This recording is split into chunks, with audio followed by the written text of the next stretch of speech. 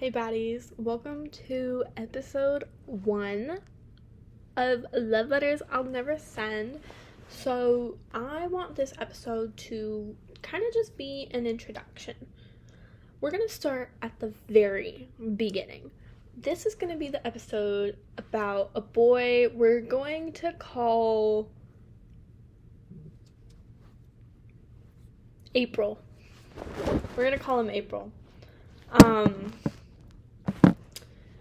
But before we get into that, since it is episode 1, I do want to talk a little bit about what this podcast is and what we're going to do with it and kind of set some little, como se dice, I don't want to say ground rules, but just some, guidelines. So this is a podcast where I just kind of talk about the crushes I've had on people. I have tended to really over-exaggerate my crushes in the past. I definitely am guilty of becoming infatuated with people. Slight bit of attention and I'm gone. But this is only going to be the really important ones. The ones that I could easily talk about for forever. So with that being said, I do kind of want to just jump on into this story about Mr. April. Actually, before that, this is just going to be a little disclaimer that none of the men in these stories will ever have their real names shared. Now, obviously, some of these people are going to be a little more recognizable in their stories than others. Some of these are really unique experiences that can literally only happen once to a person. And so if you are listening and you think a podcast episode is about you, it probably is. I'm gonna be honest, it probably is. But I'm not gonna say your name, so don't confront me. Anyway, Mr. April, let's take it back to the very beginning. The first crush I ever had on a real-life boy was actually long before this, but this was my first, earth-shattering, soul-crushing crush, you know? This is the one that consumed every bit of me, and it was the first time it ever happened. I was in the 7th grade. I used to play football. That's much-needed context here. And I used to go to, sorry, my heating pad just turned off. I used to go to this, training for football, and that's where I met Mr. April. I actually started talking to his little brother first, because his little brother just was bored and needed someone to talk to, and then he came along, and I was like, oh my god, I think I've seen this guy in school before, that's crazy. I did think he was cute, and we started talking, and that was enough. I don't remember anything we talked about, because this was, oh my god, this was 7 years ago. Oh god. That's information I did not need to remind myself of. I don't know what we talked about. We probably talked about football. I'm gonna be honest. I cannot tell you, but 7th grade me was hooked. Oh my god. Oh my god. I took him just talking to me as a sign that he was in love with me. And you know what? I'm gonna let myself have that. I'm gonna say he was. Because I think I deserve to feel like he was in love with me. I do think I deserve that. He wasn't, let's be for real. But for the sake of me, we're going to say he was. So I went to school with this kid. My friends knew who he was. I was on a track system, so we were actually in different tracks, but one of my friends was in the same one as him, and she was like, no, I literally know him. I talk to him all the time. And I was like, yeah, we're gonna get married one day. And she was like, yeah, okay. All of my friends knew about this crush, okay? There was no hiding it. I was like, I want April so bad. It was bad. It was really, really bad, actually. He was all I could think about most days. I would literally only go to school sometimes for him. If I was feeling sick, I was like, no, because I have to see April. Like, it was bad. But you know how they say that your 7th grade crush is the one that, like, follows you forever? It's true. It is so true. It is so true. Because I go on Hinge for the haha funnies. You know, I go on there to be like, how are these people presenting themselves into the world? And when I moved back, well, yeah, I guess when I moved back to, like, during summer, I was like, oh my god, I'm gonna find people I know that's gonna be so funny. And who's the first person to come up other than Mr. April himself? And I looked at him, and I was like, holy crap. He's still so hot. And I'm texting all my friends well, not all my friends, but only the ones who I'm still friends with from middle school. And I was like, guys, you will not believe this, but April's on this dating app. I was sending screenshots of him on there compared to, like, him on his Instagram to, like, compare the two and be like, that's really him. It was also, like, 2 a.m, so none of my friends were replying to me, but I was freaking out, and that's what's important. So I sent him a rose, because he was on, like, the part of Hinge where you have to send a rose. And I was like, guys, what if, like, he matches with me, and then we fall in love and get married? Like, 7th grade me is gonna go insane. Like, this is literally all I had ever wanted. And I was planning our lives. I was like, this is gonna be a Wattpad story right here. It's gonna be so, so good. Oh my god. It was not. Nothing ever came from that. So, cut it out now. Just put it back in the drafts. The Wattpad story will not see the light of day, unfortunately, for 7th grade me, who did in fact write Wattpad stories. Ugh, we're not gonna talk about that. But then in 7th grade? End of 7th grade? Start of 8th grade? I don't really remember. He had got this girlfriend, and her name was, actually, no, I'm not going to say her name. We're just going to call her, Kate. We'll call her Kate. She was so pretty, and I remember, like, literally crying when I saw them, like, holding hands one day at lunch. I remember crying, and my friends were like, what's going on? And I was like, look at April, oh my god. It was bad. It was so bad, because everyone knew I had a crush on him. He knew I had a crush on him. There was no hiding it. And it had been, like, a solid maybe year at that point that I was like, I literally am in love with him. Like, it was. So when he comes out the woodworks with a girlfriend, oh my gosh. I think I actually, like, went home and cried too. So I cried at school and at home. And so I was like, you know what? I'm making myself move on. So I forced myself to move on with actually one of his friends. I'm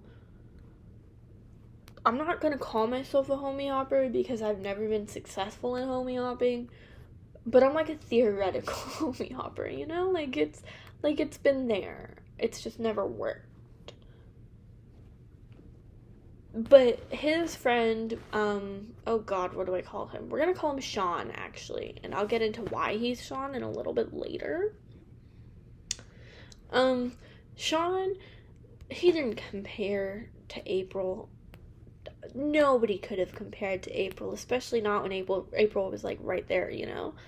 But Shawn was a good distraction, actually. I think Shawn was the first blonde-haired, blue-eyed white boy I ever liked.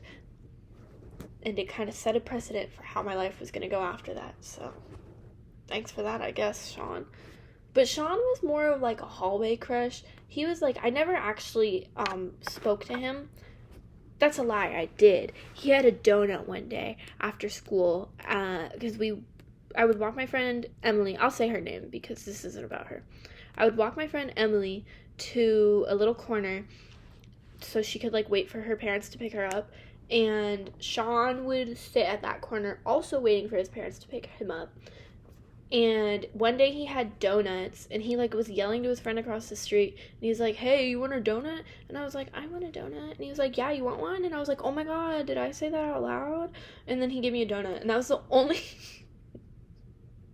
That was the only time I ever interacted with this man.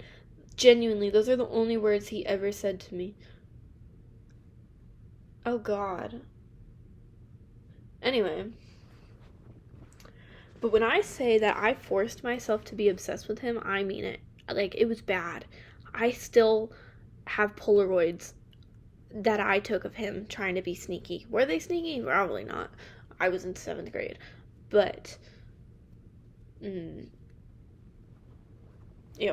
this crush, however, on not Mr. April, on Mr. Shawn, all came to a halt. Valentine's Day. It was 8th grade, so what year would that have been? I don't know. 2016? 2017? When did I start high school? I don't know. It all came to a halt. 8th grade, Valentine's Day. I had spent a week making this man a Valentine's Day present.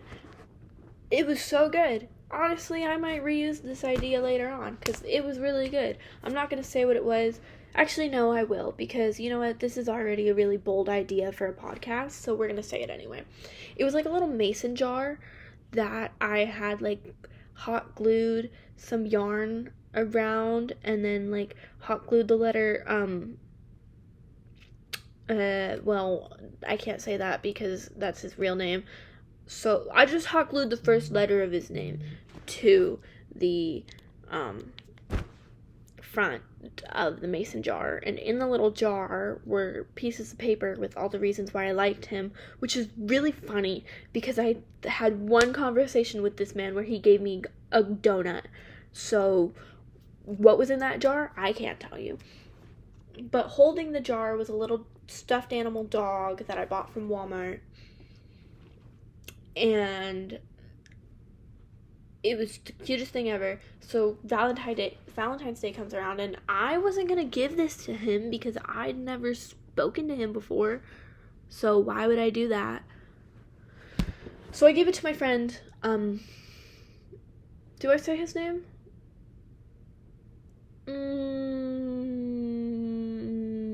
No, we're not going to say his name. But he's just a friend. I gave it to my friend to give to Shawn, and so he did, and then I was like, oh my god, he's gonna know it's from me, this is the best day of my life, this is how we're gonna fall in love and get married. And then Emily comes up to me after lunch, because this was all happening at lunch, and she was like, Amanda, you're not gonna want to hear this. And I'm like, what? Like, don't tell me Cole.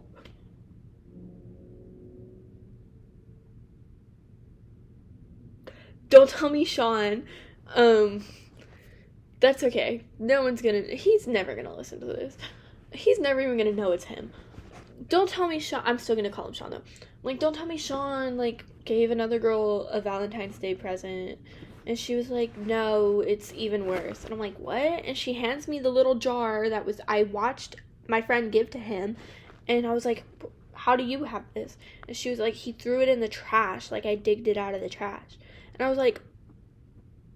was flabbergasted. I was like, what do you mean he threw it away? Like, I spent a week on this. And I was like, where's the little dog? And she was like, I don't know, like, it wasn't with it. And so I'm like, what the hell? He kept my dog, but not my freaking letter? Not my, like, heartfelt mason jar full of reasons why I like him?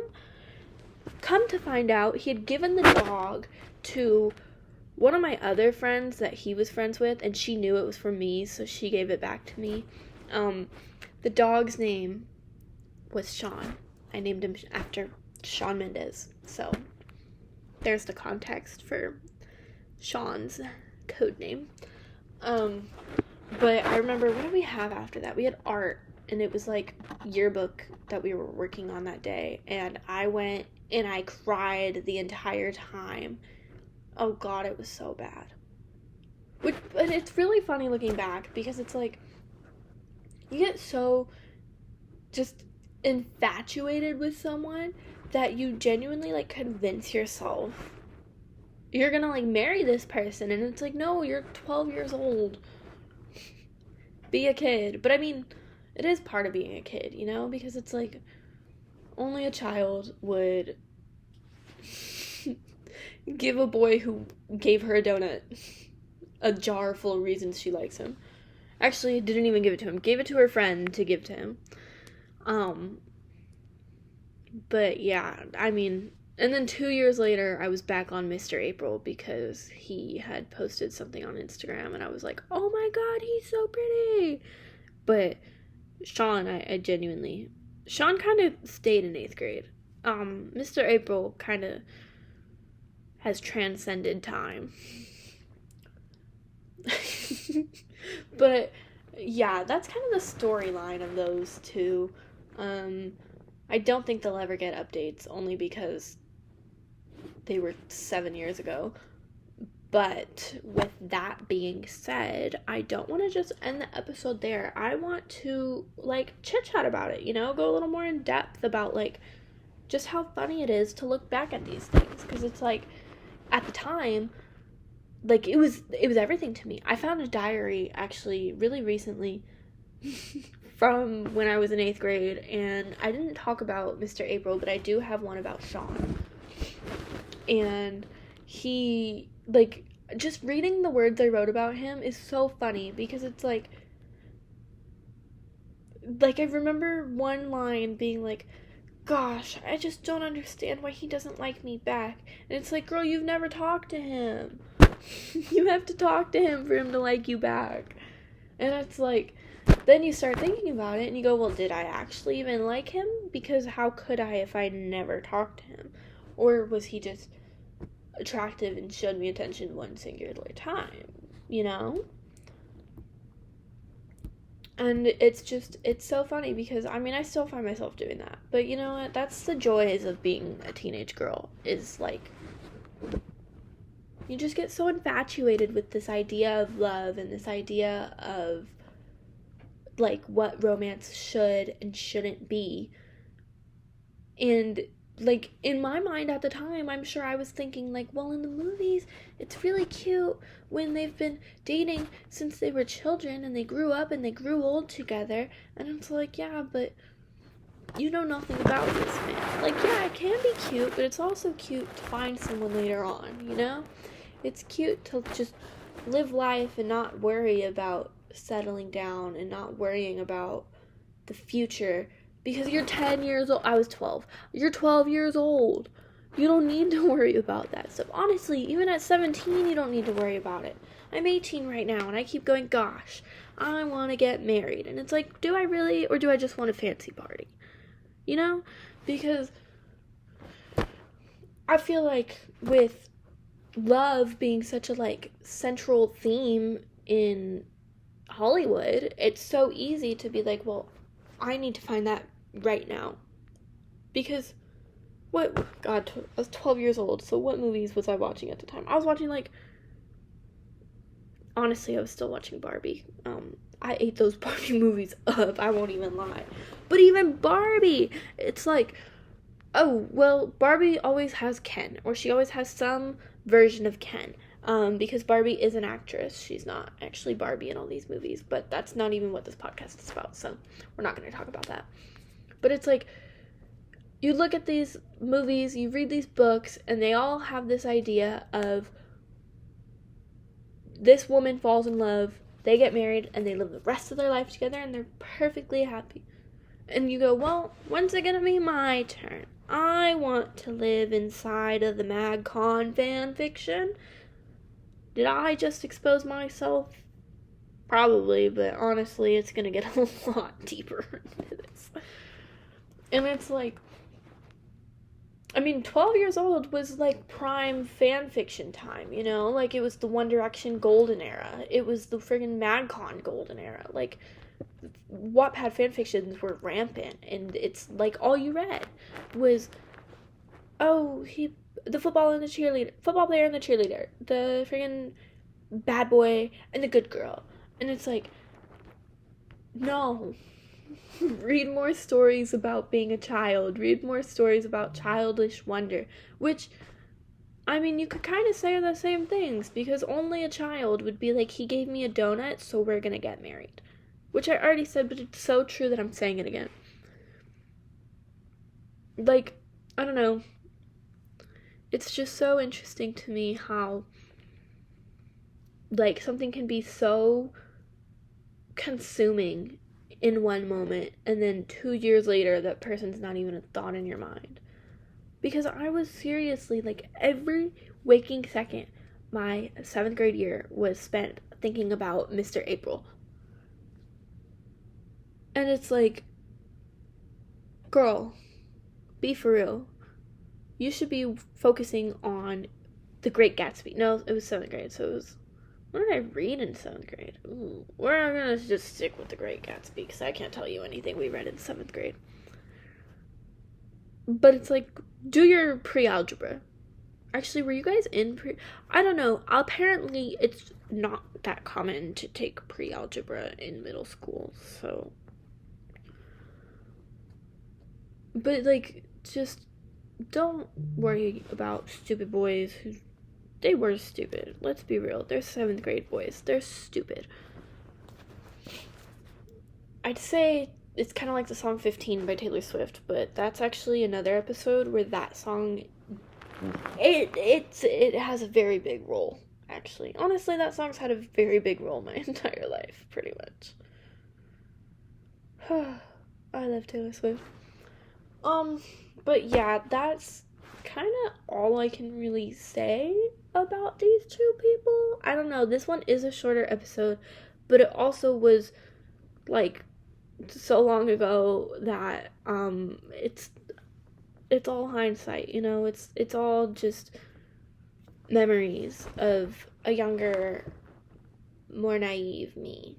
And I think it's beautiful. I think she was such a beautiful, beautiful person who was just so naive, so just saw the best in everything. I was a weirdo in middle school, though. I'm not gonna lie. I was a theater kid, and not like a cool theater kid. I was annoying. Like, I was singing Hamilton. It was bad.